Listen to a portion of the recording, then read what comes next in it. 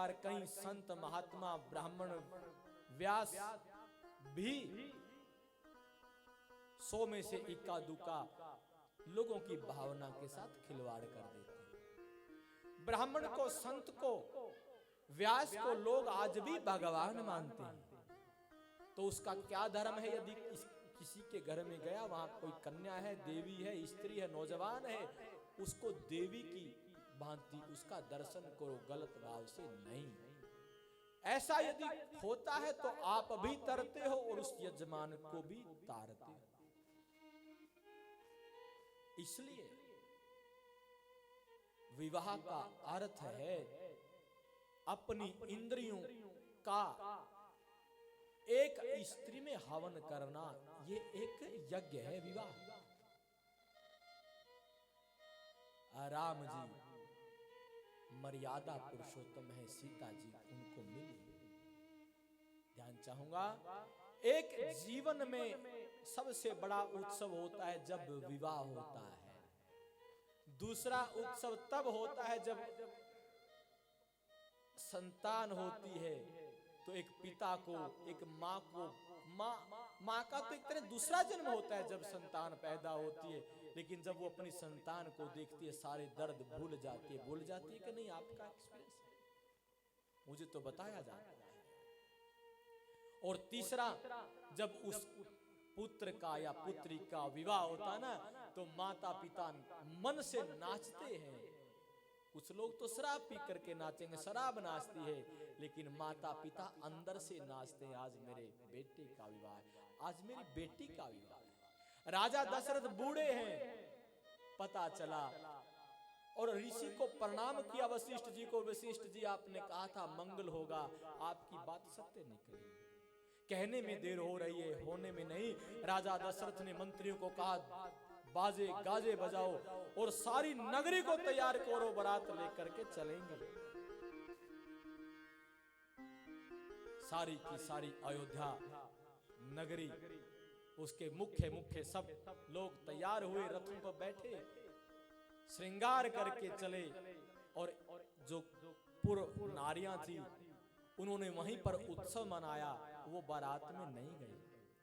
पढ़िएगा, मर्यादा बदल गई। अब स्त्रियां ज्यादा जाती हैं, नौजवान लड़कियां ज्यादा जाती हैं, नौजवान लड़के जाते हैं, बुजुर्ग जाते ही नहीं, वो हंगामा करते हैं। बारात का अर्थ क्या होता था पहले? जो बुजुर्ग हैं, आपको आपके पिता बताते होंगे, मुझे मेरे दादा बताते थे कि भाई पहले कच्चे रास्ते हुआ करते थे। रथ, मंझोली या बैलगाड़ी पर बारात जाती थी। रास्ते में बदमाश लोग लूट लिया करते थे, तो वो बाराती आपके रक्षक बनते थे, ताकि कोई वधू को ना उठा के ले जाए, धन दौलत ना उठा के ले जाए। इसलिए बारात की परंपरा थी। आज तो जिनको बारात में लेके जाते, वो शराब पी करके वहां हुल्ला करके आपकी बेइज्जती करवाते हैं। उनको तो आज ही आना है, दूल्हे को तो सारी जिंदगी उस रिश्तेदारी में जाना है।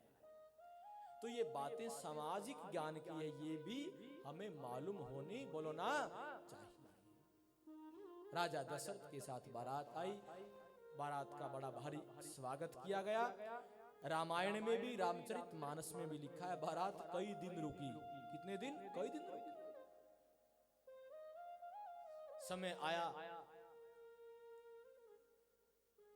राम जी ने कहा, हे गुरुजी अब क्या आज्ञा है? गुरुजी ने राजा जनक को कहा, राजा जनक अब विदाई की तैयारी करो, विदाई की तैयारी करो।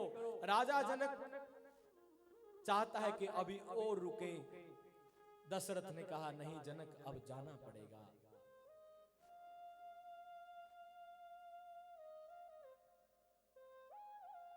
राजा बड़ा भारी मन है।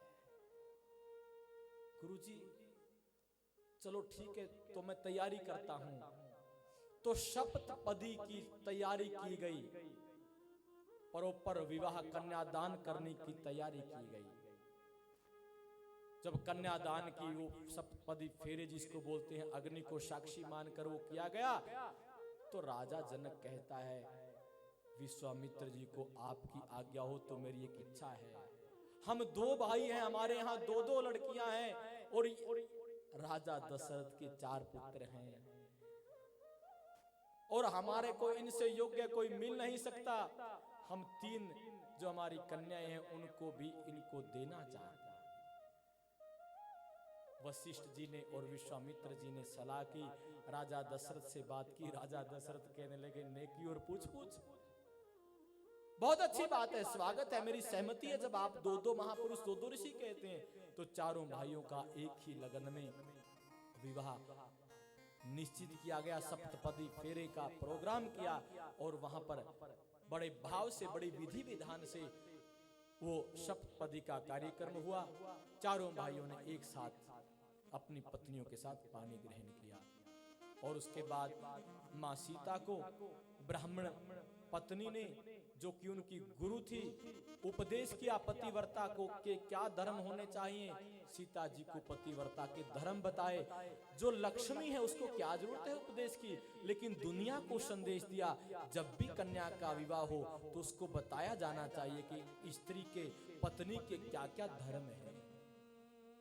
जो लड़की अपनी माँ को देखती है ना, अपने पिता के साथ कैसा व्यवहार करती है उसकी माँ, अपनी दादी के साथ उसकी माँ कैसा व्यवहार करती है, दादा के साथ, वही वो जाकर के ससुराल में करती है।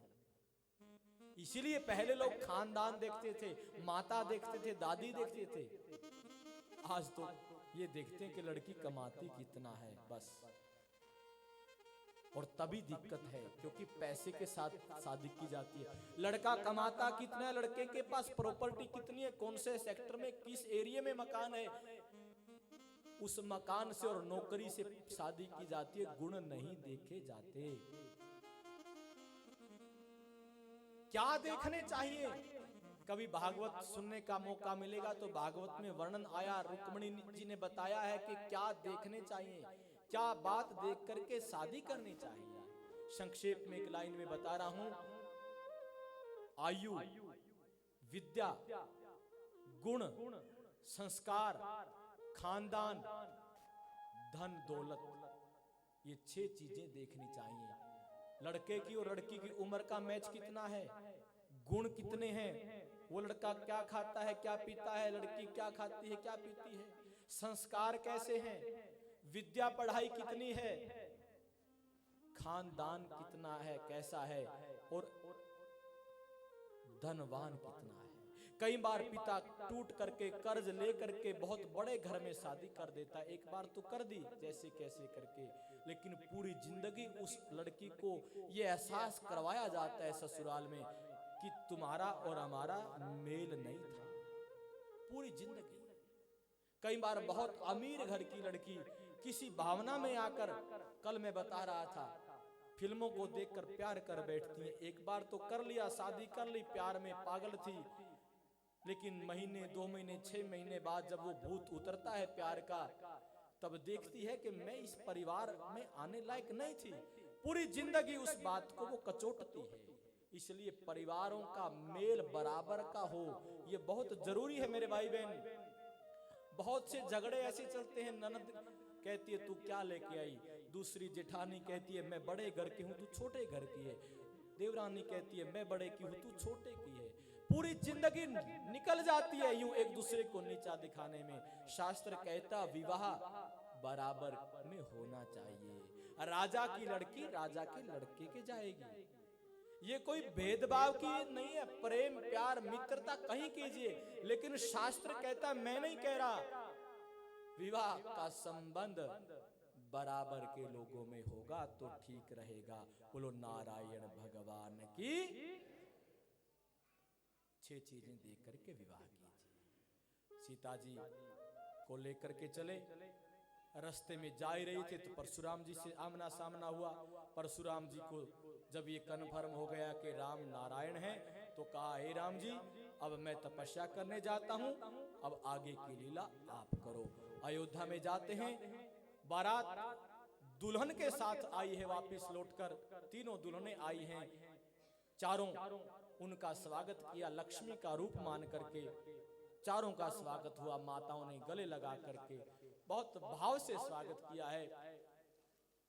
कल थोड़ा समय पर आने की कोशिश करना। मैं कल ठीक 5:30 बजे व्यासपीठ पर बैठ जाऊंगा। आप पढ़िएगा शास्त्रों को, व्यासपीठ पर ब्राह्मण के बैठने के बाद आने से क्या मिलता है। मैं नहीं कहूंगा, शास्त्रों में लिखा है पहले आने से पुण्य मिलता है, व्यास को प्रणाम करना चाहिए, और बाद में आपको ऐसा मतलब वो अपमान है एक तरह से, सीधा कहूं। कोई बहुत मजबूरी है अलग बात है, नहीं तो नियम यह है कि व्यासपीठ पर जब तक आचार्य बैठे उससे पहले आसन ग्रहण कर लेना चाहिए। वाणी को विश्राम। जो आए शर्मा थे, आज कमेटी के भी अभी सदस्य हमारे प्रधान जी और हमारे मास्टर जी आए हैं, और भी सज्जन जो आए हैं उन सब का व्यासपीठ से अभिनंदन है। आप हर रोज आएंगे, हमें ताकत मिलेगी, समाज में भी अच्छा मैसेज आता है जब सभा के लोग आते हैं, और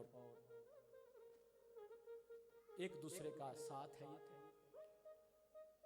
मैं चाहता हूं वाणी को विश्राम दे दूं, पर इंद्र भगवान कहते हैं नहीं, इंद्र जी बरस रहे हैं ना, हाँ, तो वो आपको बाहर नहीं जाने देंगे। अब मेरी गलती नहीं है, ठीक है। आप कहो तो कुछ और कथा सुना दें, आप कहो तो आरती कर दें, आरती, क्योंकि कल भी बुलाना है। ये अपना आने का टाइम नहीं देखते, लेकिन पंडित जी ने लेट कर दिया तो शिकायत हो जाती है। मैंने आपके साथ जुड़े रहना है, भगवान ने चाहा तो अगले साल फिर मिलेंगे, परमात्मा के हाथ की बात है ना। तो कल कोशिश करना। मैं अपनी वाणी को विराम